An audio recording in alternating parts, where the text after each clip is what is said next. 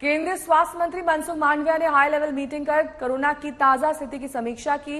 मांडविया ने कहा कि कोविड खत्म नहीं हुआ है, सभी संबंधित विभागों को सावधान रहने और निगरानी बढ़ाने के निर्देश दे दिए गए हैं। सरकार हर हालात से निपटने के लिए तैयार है, ये भी कहा गया है।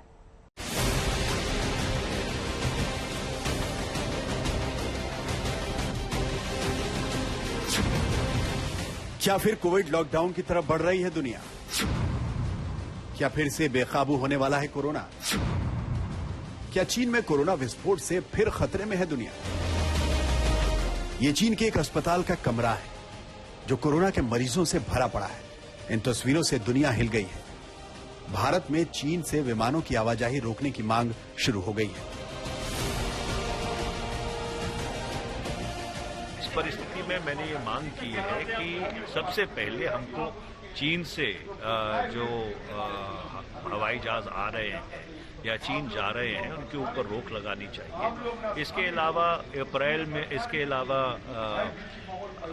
अमेरिका, जापान, साउथ कोरिया, इन सभी मुल्कों में जिस तरह से कोविड बढ़ रहा है, ये चिंता का विषय है। क्योंकि अगर आपको याद हो कि 21 अप्रैल 2021 में जिस तरह से एकदम कोविड की लहर आई और बहुत तबाही हो गई थी, उससे बचने की जरूरत है।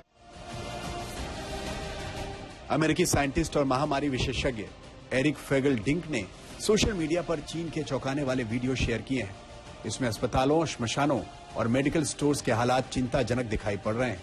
उन्होंने कोरोना पर बड़ी चेतावनी देते हुए कहा है, 90 दिन में चीन की 60% आबादी और दुनिया के 10% लोग कोरोना से संक्रमित होंगे। करीब 10 लाख मौतों की आशंका है।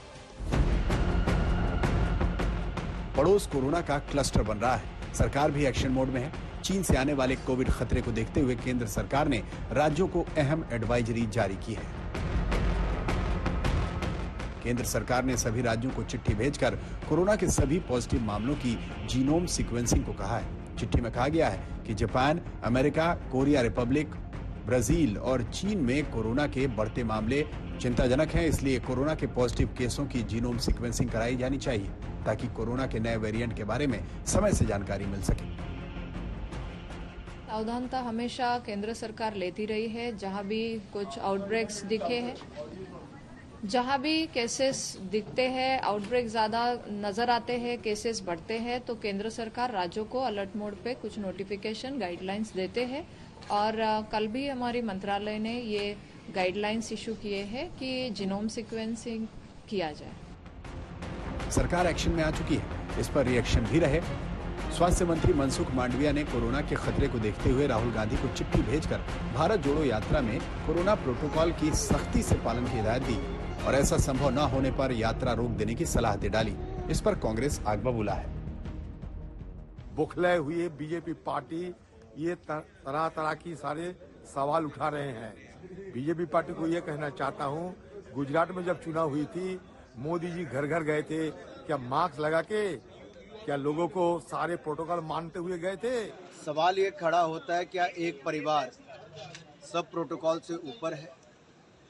ये तो मैं मान सकता हूं कि आज भी गांधी परिवार में कांग्रेस के राष्ट्रीय अध्यक्ष को ज़्यादा एक परिवार को मान्यता मिलती है, लेकिन देश का प्रोटोकॉल, कोविड का प्रोटोकॉल तो उनको फॉलो करना पड़ेगा। बड़ा सवाल यह है कि देश के सामने कोरोना का कितना बड़ा खतरा है, या देश में फिर से सख्त कोविड प्रोटोकॉल लागू करने का वक्त आ गया है। दिल्ली से मिलन शर्मा के साथ आज तक ब्यूरो।